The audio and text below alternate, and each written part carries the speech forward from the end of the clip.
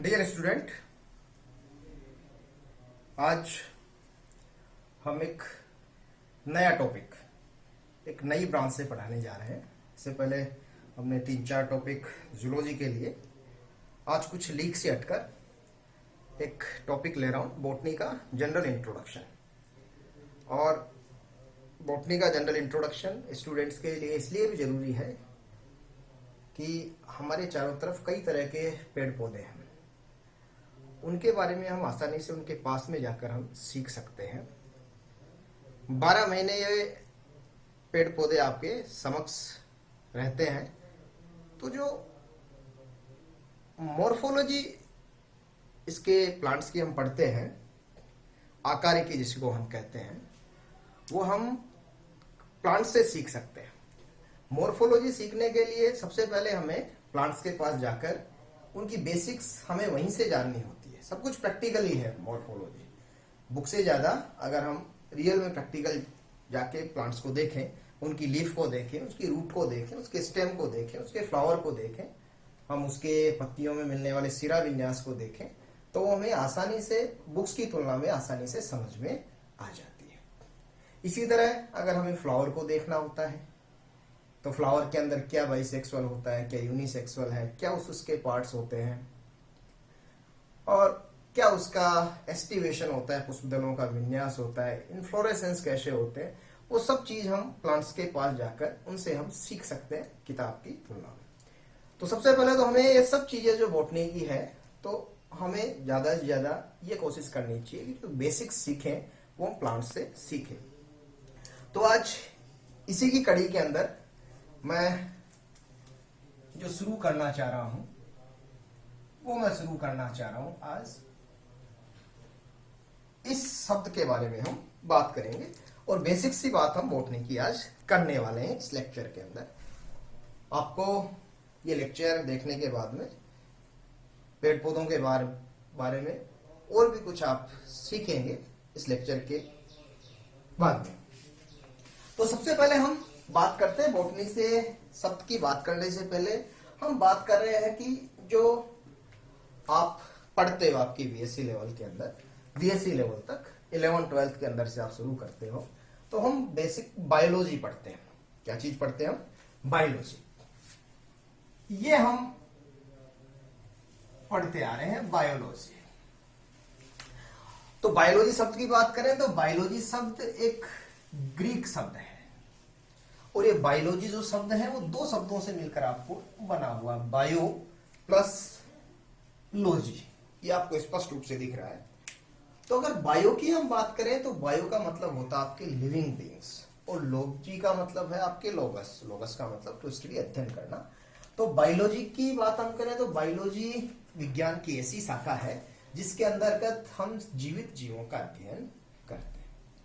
और जीवित जीवों में हम बेसिकली मोटे तौर पर 2 बातें हम करते हैं। एक हम जूलॉजी की बात करते हैं और एक हम बात करते हैं आपकी बॉटनी की। अगर इस शब्द की मैं बात करूं सबसे पहले, तो जो ये बायोलॉजी शब्द है, वो बायोलॉजी शब्द 2 वैज्ञानिकों के द्वारा सर्वप्रथम प्रतिपादित किया गया। ये शब्द लामार्क एंड ट्रेविरेनस।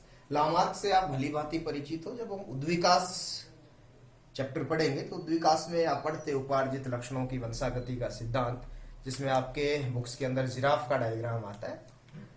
तो लेमार्क और ट्रेविरेनस सर्वप्रथम बायोलॉजी शब्द का प्रतिपादन किया। तो ये तो शब्द की बात कर रहे हैं, तो 2 शाखाएं हम मोटे मोटे तौर पर बात कर रहे हैं। एक तो प्राणियों के अध्ययन से संबंधित, और दूसरी हम बात करें आपके वनस्पतियों या पादपों से संबंधित शाखा की हम बात कर रहे हैं। अगर इस बोटनी शब्द की हम बात करें तो ये बोटनी शब्द है, वो शब्द लिया गया है बोटेन शब्द से, और बोटेन शब्द का मतलब होता है हर्ब। हर्ब होता है, शाक होता है इसका मतलब, और शाक क्या है? एक तरह का प्लांट्स है। अगर इस बोटेन शब्द की भी बात करें तो यह शब्द भी एक ग्रीक भाषा के दूसरे शब्द से लिया गया है, जिसको हम कहते हैं बोस्किन। और इस बोस्किन शब्द का मतलब होता है ग्रेजिंग, मतलब चरने वाले। और अगर इस बोस्किन की भी बात करें तो ये बोस्किन शब्द भी लिया गया बौस शब्द से, और बौस शब्द का मतलब होता है केटल पशु। तो ये तो शब्द की बात कर रहे हैं हम कि बोटनी, तो बोटेन और बोटेन का मतलब हर्ब, और हर्ब क्या होती है आपकी प्लांट्स होती है। तो ये ऐसी जीव विज्ञान की शाखा है जिसके अंदर हम किसकी अध्ययन कर रहे हैं, आपके प्लांट्स का अध्ययन हम कर रहे हैं। तो ये तो हुआ इसके शब्द के बारे में। अब बोटनी के अंदर भी हम अलग अलग, आप बोटनी के अंदर अलग अलग चीजें पढ़ते हो। इसके अंदर हम बात करते हैं मोटे तौर पर जो आप पढ़ते हो इसके अंदर, उसके अंदर आप पढ़ते हो टैक्सोनॉमी, टैक्सोनॉमी वर्ग की हम इसमें बात करते हैं बोटनी के अंदर। इसके अलावा आप पढ़ते हो मॉर्फोलॉजी, इसके अलावा बोटनी के अंदर पढ़ते हैं आपके एनाटॉमी, इसके अलावा हम पढ़ते हैं उसके अंदर एनाटॉमी के बाद में आप इकोलॉजी उसके अंदर पढ़ते हो, इकोलॉजी के बाद में आप प्लांट फिजियोलॉजी आप पढ़ते हो, उसके अलावा आप साइटोलॉजी पढ़ते हो, इसके अलावा आप इकोनॉमिक बॉटनी पढ़ते हो, इसके अलावा आप मॉलिक्यूलर बायोलॉजी आप पढ़ते हो, इसके अलावा आप बायोकेमिस्ट्री इस प्लांट्स के अंदर आप पढ़ते हो। तो ये चीजें हम बोटनी के अंदर आपके बीएससी तक पढ़ते हैं, फर्स्ट ईयर, सेकंड ईयर और थर्ड ईयर के अंदर। हमें सबसे पहले बोटनी के अंदर जो हम चीज जो वास्तव में इंटरेस्टिंग है, जिसको हम प्लांट से सीख सकते हैं, वो चीज हम सीख सकते हैं आपके मॉर्फोलॉजी। सबसे जो बेसिक आपके, अगर मैं बोटनी के अंदर सभी ब्रांच की बात करूं तो सबसे पहले मॉर्फोलॉजी सबसे इंटरेस्टिंग है और सबसे बेसिक है। मैंने इंटरेस्टिंग इसलिए कहा क्योंकि ये चीज है, इस ब्रांच की हम अधिकतर जो चीजें हैं वो बाहर जाकर प्लांट से हम सीख सकते हैं, इसलिए क्या है आपके इंटरेस्टिंग है। और दूसरी बात बेसिक मैंने इसलिए कहा कि जब तक हम प्लांट्स के रूप के बारे में नहीं जान पाएंगे तो उसके बाद में ये जितनी भी चीजें हैं उसके बाद की चीजें हैं। सबसे पहले तो हमें प्लांट्स के बारे में जानना होता है कि प्लांट्स के कौन कौन से पार्ट्स हैं, उन पार्ट्स के क्या क्या मॉडिफिकेशंस हो सकते हैं, है? तो पहले अपने को ये चीज जाननी होगी। जैसे मैं एक छोटा सा एग्जांपल की बात करूं कि आपने एक प्लांट देखा होगा अपुन्सिया, जिसको हम कहते हैं नागफनी। तो अगर नागफनी को एक साइंस न जानने वाला अगर उस प्लांट्स को देखे तो जो नागफनी की जो आपको इस तरह की संरचना आपको दिखती है, इस तरह की इसके ऊपर कांटे मिलते हैं,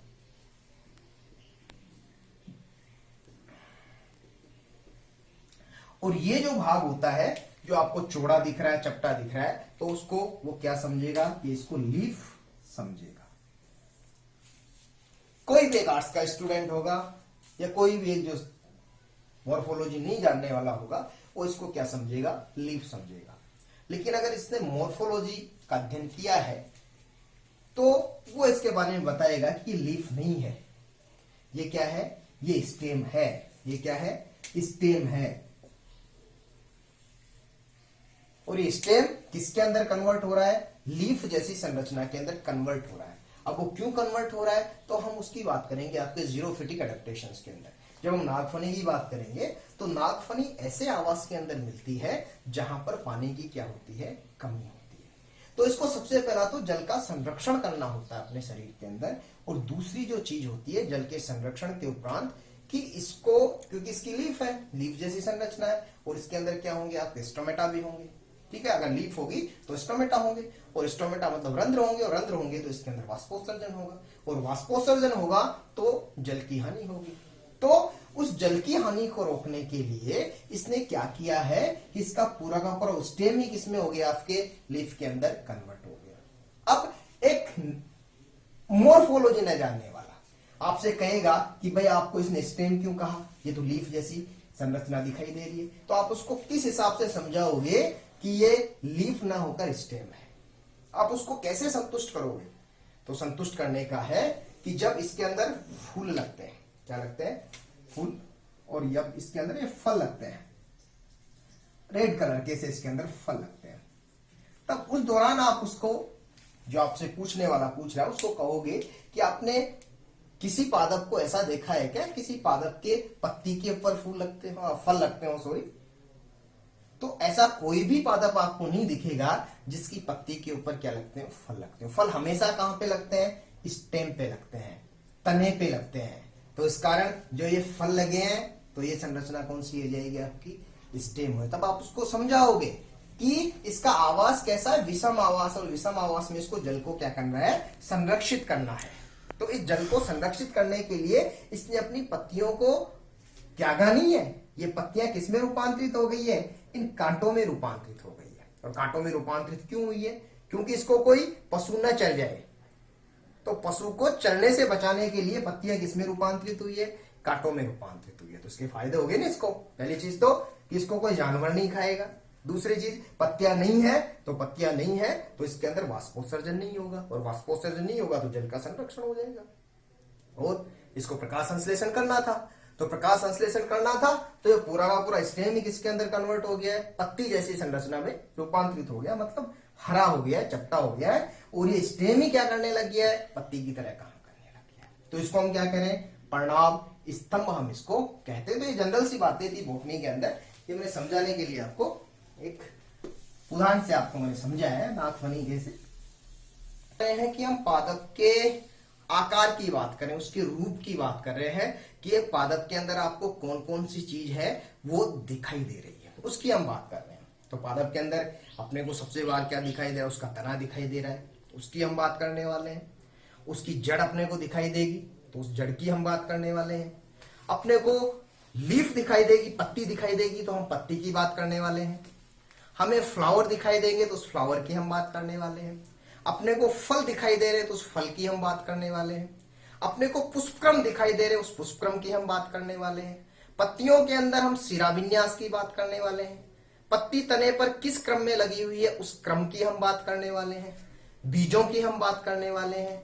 और फूल के अंदर हम फूलों के जितने भी चक्र हैं उन चक्रों की हम बात करने वाले हैं। तो ये हम बॉटनी के अंदर हम बात करने वाले हैं। अगर मोटे मोटे तौर पर जब हमने जूलॉजी के लेक्चर में हम बात की थी तो उस लेक्चर में हमने ये बात की थी पंच जगत वर्गीकरण की, कि हम प्लांट्स की बात कर रहे हैं बॉटनी के अंदर। और प्लांट्स हम किनको कह रहे हैं, प्लांट्स हम उनको कह रहे हैं जिनमें क्या है, एक जगह स्थिर रहते हैं और उनके अंदर प्रकाश संश्लेषण होता है। मतलब प्रकाश संश्लेषण के माध्यम से वो अपना भोजन स्वयं बनाने की क्षमता रखते हैं। उनको हम क्या कह रहे हैं, आपके प्लांट कहते हैं। तो जब हमने 5 किंगडम क्लासिफिकेशन की बात की थी तो 5 किंगडम क्लासिफिकेशन में हमने मोनेरा की बात की थी, हमने प्रोटिस्टा की बात की थी, हमने फंजाई की बात की थी, हमने प्लांटी की बात की थी, और हमने किसकी बात की थी, आपके एनिमेलिया की बात हमने की थी। तो हमारा फोकस इस बॉटनी में इस चीज के ऊपर है, इस प्लांटी के ऊपर अपना फोकस है। अगर मोटे मोटे तौर पर जब हमने बात की थी प्लांटी की, तो प्लांटी को भी हमने एल्गी के अंदर बांटा था। एल्गी के बाद में हमने बात की थी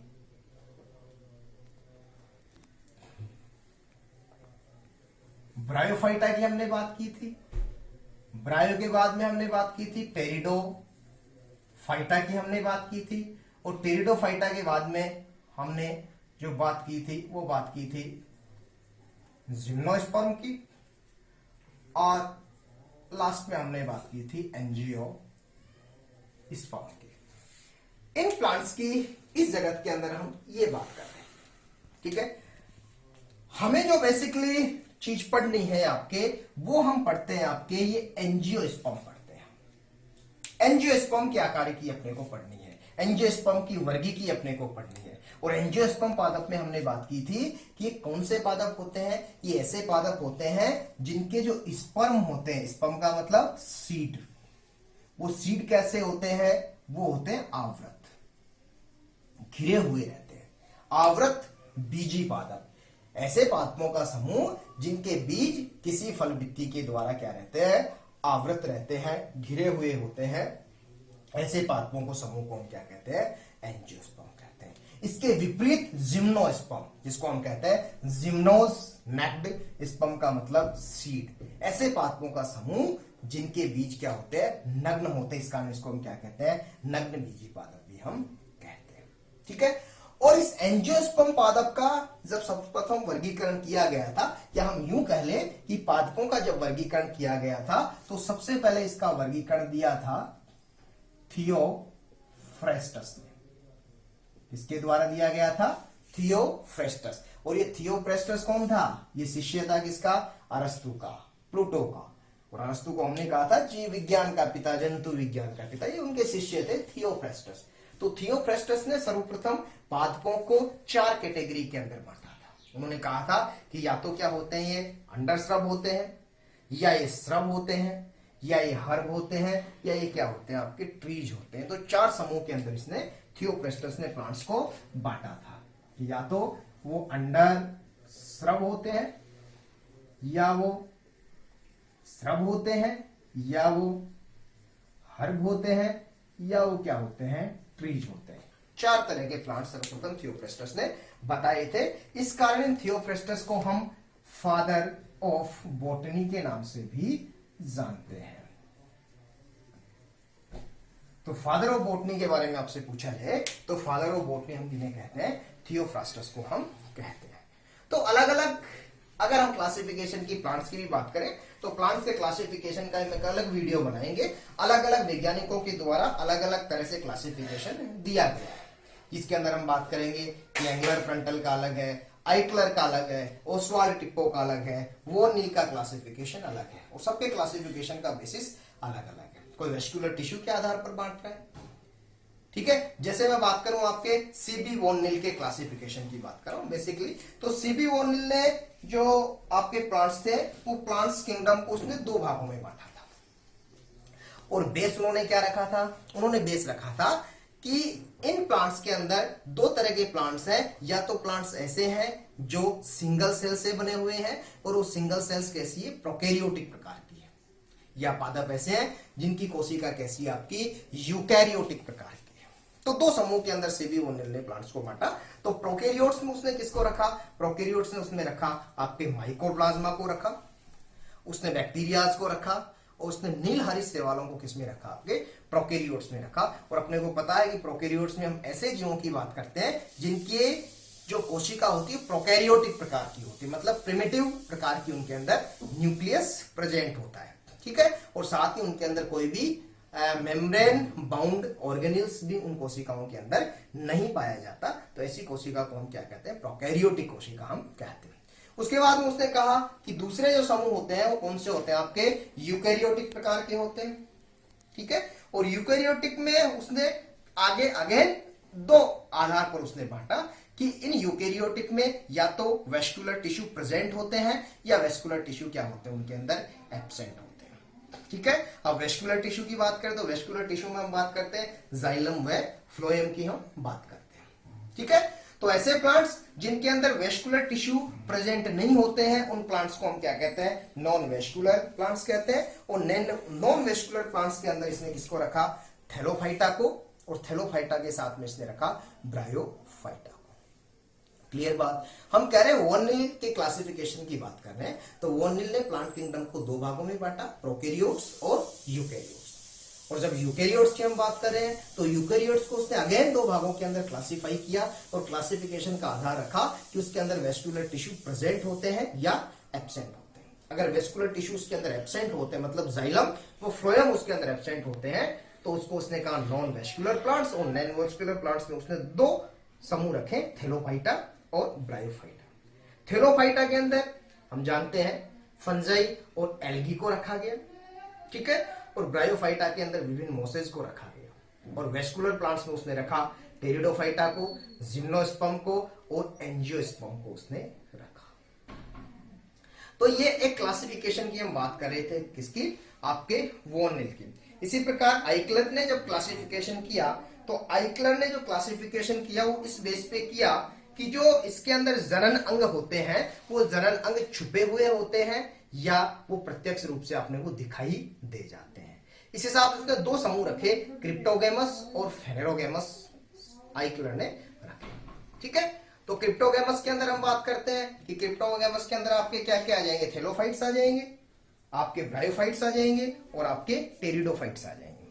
ठीक है, और इसकी भी उन्होंने अलग अलग श्रेणी की, या तो वो लोअर क्रिप्टोग्राम्स थे या वो कौन से थे आपके हायर क्रिप्टोग्राम्स थे। इसी तरह अगर हम बात करें कि ऐसे प्लांट्स जिनके अंदर जनन अंग प्रत्यक्ष रूप से दिख जाते हैं, तो उसके अंदर उसने बात की जिम्नोस्पर्म की, और किसकी बात की आपके एंजियोस्पर्म की हमने बात की। ठीक है, तो ये बेसिकली हम यहां पे बात करें तो हमें बात किसकी करनी है, हमें बात करनी है यहां पर एंजियोस्पर्म प्लांट्स की, अपने को यहां पे बात करनी है। तो अगर एंजियोस्पर्म प्लांट्स की मैं बात करूं तो एंजियोस्पर्म प्लांट्स है उसके अंदर आपको कुछ चीजें समझने की जरूरत है कि एंजियोस्पर्म में दो प्रकार की जनरेशंस पाई जाती है। मैं बात कर रहा हूं एंजियो स्पर्मिक प्लांट। एंजियोस्पर्मिक प्लांट जो विस्तृत रूप से हमें जितने भी ये प्लांट्स बाहर दिखाई देते हैं अपने आसपास, वो अधिकतर कौन से प्लांट्स होते हैं आपके एंजियोस्पर्मिक प्लांट्स होते हैं। मतलब जिसके अंदर फूल पाए जाते हैं, जिनके अंदर फलों का निर्माण होता है, वो प्लांट्स कैसे होते हैं आपके एंजियोस्पर्मिक प्लांट्स होते हैं। क्लियर सी बात है, जिसके अंदर आपको फूल दिख रहे हैं और जिसके अंदर फलों का निर्माण हो रहा है, वो प्लांट्स कौन से हैं आपके एंजियोस्पर्मिक प्लांट है। ठीक है, अब इस एंजियोस्पर्मिक प्लांट्स की बात करें तो इस एंजियोस्पर्मिक प्लांट्स के अंदर दो जनरेशंस होती हैं। अगर इसके लाइफ साइकिल की बात करें तो इसके लाइफ साइकिल में अपने को दो जनरेशन, दो पीढ़ियां अपने को देखने को मिलती है। एक पीढ़ी होती है, उस पीढ़ी को हम कहते हैं गैमेटोफाइटिक जनरेशन, और ये कैसी होती है, हैप्लॉइड होती है। मतलब इसके अंदर गुणसूत्रों की संख्या क्या होती है, आधी होती है। और दूसरी पीढ़ी कौन सी होती है, स्पोरोफाइटिक जनरेशन, और ये कैसी आती है, डिप्लॉइड होती है। ठीक है, तो दो प्रकार की जनरेशन है। अगर हिंदी में बात करें तो युग्मकोद्भिद पीढ़ी, और दूसरी बात करें बीजाणुद्भिद पीढ़ी। अगर युग्मकोद्भिद पीढ़ी की बात करें तो युग्मकोद्भिद पीढ़ी क्या होती है, इसके अंदर अल्प समय के लिए होती है। ठीक है, और स्पोरोफिटिक जनरेशन होती है वो लंबे समय तक के लिए होती है। तो अगर हम बात करें कि जो मेन प्लांट होता है, वो मेन प्लांट आवर्तबीजी पादपों में कौन सा होता है, स्पोरोफाइटिक प्लांट होता है। ठीक है, और ये गैमेटोफाइटिक जनरेशन किसके ऊपर डिपेंड होती है, स्पोरोफाइटिक जनरेशन के ऊपर डिपेंड होती है। ठीक है, तो स्पोरोफाइट की हम बात करें तो अगर बात करें कि आवर्तबीजी पादपों का जो मुख्य पादप होता है वो कौन सा होता है, स्पोरोफाइटिक होता है, बीजाणुद्भिद होता है, और कैसा होता है, वो डिप्लॉइड होता है। और ये स्पोरोफाइटिक प्लांट की बात करें तो स्पोरोफाइटिक प्लांट किस किस में बटा हुआ होता है, रूट के अंदर। रूट के बाद में आपको क्या दिखाई देता है, स्टेम, स्टेम के ऊपर लीफ, लीफ के ऊपर फ्लावर। तो ये इसके अंदर आपके ये प्लांट्स बटा हुआ है। ठीक है, तो हम सबसे पहले लाइफ साइकिल की बात कर रहे हैं, तो सबसे पहले आज हम शुरू करेंगे इस संरचना से हम स्टार्ट करने वाले हैं। क्यों, क्योंकि ये इस आवर्तबीजी पादप का जनन भाग है, इसका जनन अंग है। अगर पूछा जाए कि किसी भी आवर्तबीजी पादप का जनन अंग कौन सा होता है, तो जनन अंग कौन सा होता है, उसका फ्लावर होता है। तो आज हम बात करने वाले हैं इस फ्लावर के बारे में, जिसको हम कहते हैं पुष्प कहते हैं। और पुष्प क्या होता है, पुष्प होता है एक रूपांतरित प्ररोह होता है। क्या होता है, पुष्प, पुष्प होता है एक रूपांतरित प्ररोह, मॉडिफाइड सूट होता है। तो मैं सबसे पहले बात कर रहा हूं यहां पे फ्लावर, और ये फ्लावर संरचना सिर्फ किस में मिलती है, आपके आवृतबीजी पादपों के अंदर ही मिलती है। और ये फ्लावर क्या होता है, मॉडिफाइड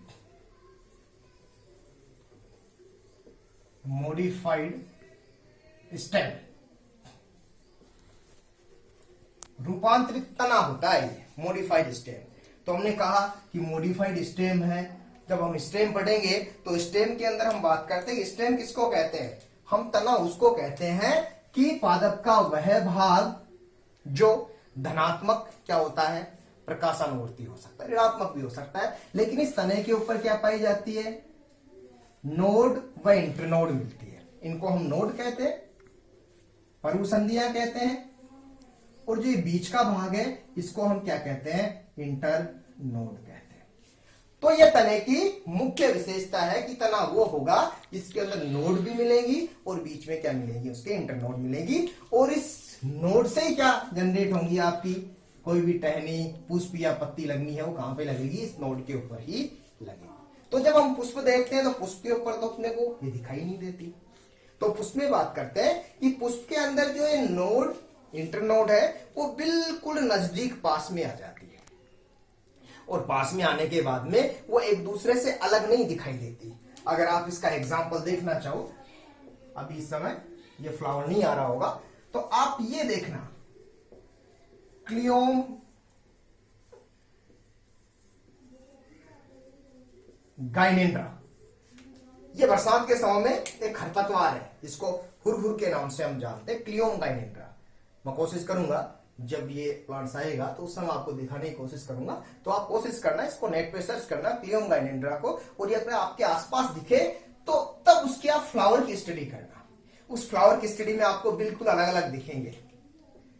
जो पुष्प के चारों चक्र होंगे उन चारों चक्रों में आपको बिल्कुल जो ये आपके बीच का इंटरनोड होगा वो आपको अलग दिखाई देगा। जब हम बात करेंगे उसके बाद में नेक्स्ट लेक्चर में बात करेंगे कि इसके अंदर कौन सी संरचनाएं होती है, गाइनेंड्रोफोर क्या होता है, एंड्रोफोर क्या होता है, एंथोफोर की, ये सब इसके अंदर हम बात करेंगे।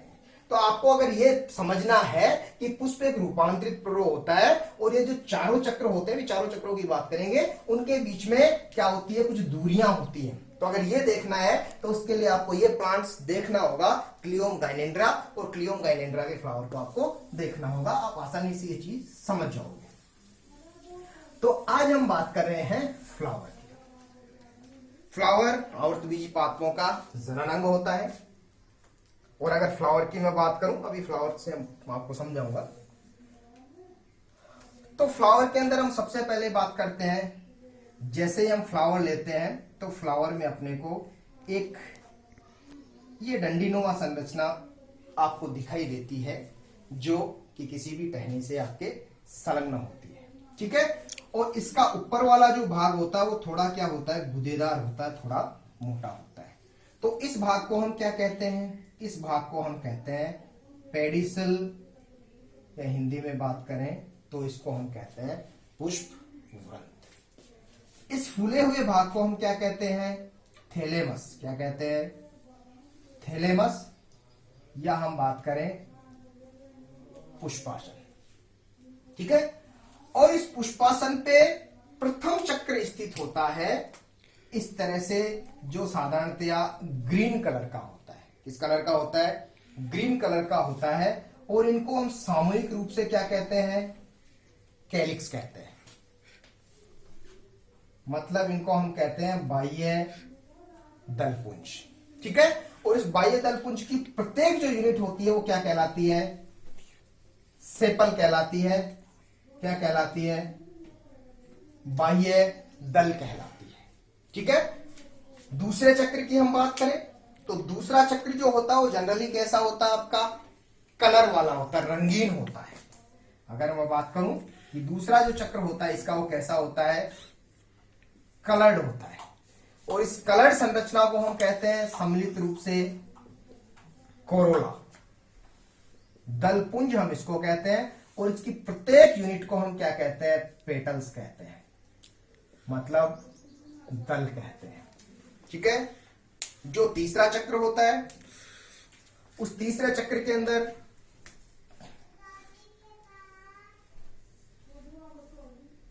इस तरह की आपको संरचनाएं दिखाई देती हैं। अभी फ्लावर में देखेंगे। इन संरचनाओं को हम सम्मिलित रूप से क्या कहते हैं, एंड्रोशियम कहते हैं, पुमंग कहते हैं। और इस पुमंग की प्रत्येक इकाई को हम क्या कहते हैं, स्टामन कहते हैं, या पुंकेशर हम इसको कहते हैं। और जो सबसे इनर वाला पार्ट होता है इसको हम क्या कहते हैं, गाइनोशियम कहते हैं, जायांग कहते हैं हिंदी में। और इसकी प्रत्येक इकाई को हम क्या कहते हैं, कार्पल कहते हैं, या पिस्टिल कहते हैं, या इसको हम कहते हैं अंडक कहते हैं। तो ये उसके चार चक्र होते हैं। ये होते हैं सबसे आउटर। इन आउटर चक्र को हम क्या कहते हैं? अशेषित, अशेषरी हॉल। सहायक चक्र है ये। सहायक चक्र से मतलब है कि ये जनन की क्रिया में प्रत्यक्ष हिस्सा नहीं लेते, बल्कि जनन की क्रिया में क्या होते हैं? ये सहायता करते हैं। सहायता किस रूप में करते हैं? जैसे हमने बात की कि ये कैसा है? ग्रीन। ये कैसा है? आपका कलर वाला है, बिल्कुल चटक रंग वाला है। ये पीला हो सकता है, लाल हो सकता है, और किस कलर का हो सकता है। तो इसको देखते ही बरबस हमारा फूल की तरफ ध्यान आकर्षित हो जाता है। तो जब हमारा ध्यान आकर्षित हो जाता है तो पक्षियों का भी ध्यान आकर्षित होता है, छोटे छोटे कीट पतंगों का भी आकर्षित होता है। और कीट पतंगे और पक्षी यहाँ आकर क्या करते हैं? इनके रंगों से आकर्षित होकर इस पुष्प पर आकर बैठते हैं, और जाने अनजाने के अंदर ही इसके अंदर इस परागण क्रिया को क्या कर देते हैं? संपन्न कर देते हैं। नेक्स्ट लेक्चर में हम बात करेंगे पोलिनेशन। इस प्रक्रिया को ये संपन्न कर देते हैं, पोलिनेशन की प्रक्रिया। इसलिए ये क्या है? सहायक है। और पोलिनेशन आवश्यक किसके लिए है? जनन के लिए। क्योंकि जब तक पोलिनेशन नहीं होगा, जब तक फर्टिलाइजेशन नहीं होगा, और फर्टिलाइजेशन नहीं होगा तो तब तक एम्ब्रियो का डेवलपमेंट नहीं होगा। तो ये जरूरी है पोलिनेशन होना। तो पोलिनेशन किसके माध्यम से हो रहा है? कीट पतंगों के माध्यम से। ठीक है। तो ये कैसे? रंगीन है, या ये सुगंध युक्त होंगे, मकरंद युक्त होंगे, जिसके कारण क्या होंगे? कीट पतंगे और पक्षी इनकी तरफ क्या होंगे? आकर्षित होंगे। जो ये दो अंदर के चक्र हैं, इन अंदर के चक्र को हम क्या कहते हैं? आवश्यक चक्र हैं। ये आवश्यक चक्र है, ये नेसेसरी होल है। और आवश्यक चक्र क्यों है? क्यों? क्योंकि ये जनन की क्रिया के अंदर प्रत्यक्ष रूप से भाग लेते हैं। जब हम पुंकेसर की बात करें, पुमंग की, ये क्या है? इस फूल का नर जननांग है, और ये कैसा है? जायांग इसका मादा जननांग है। तो ये प्रत्यक्ष रूप से क्या लेते हैं? इसके अंदर हिस्सा लेते हैं। मैं आपको एक फ्लावर के माध्यम से ये समझाने की कोशिश कर रहा हूं।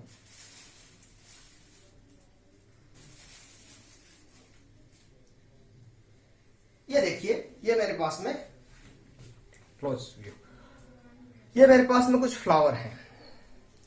ये जैस्मिनम संबेक का, जिसको हम मोगरा कहते हैं। इस मोगरा को जैसे आप नाक के पास में लेके जाओगे और जैसे आप इसको सूंघोगे, आपको इसकी सुगंध का एहसास हो जाएगा। तो जब अपने को ये इतना मनभावक लगता है, इतना सुगंधित लगता है, तो कीट पतंगों को तो ये और भी ज्यादा लगता होगा, पक्षियों का। ये है थिवेटिया पेरुवियाना, पीली कनेर जिसको कहते हैं। ये एपोसाइनेसी फैमिली का है। ये मैंने लिया है कैथेरेंथस रोजियस। कैथेरेंथस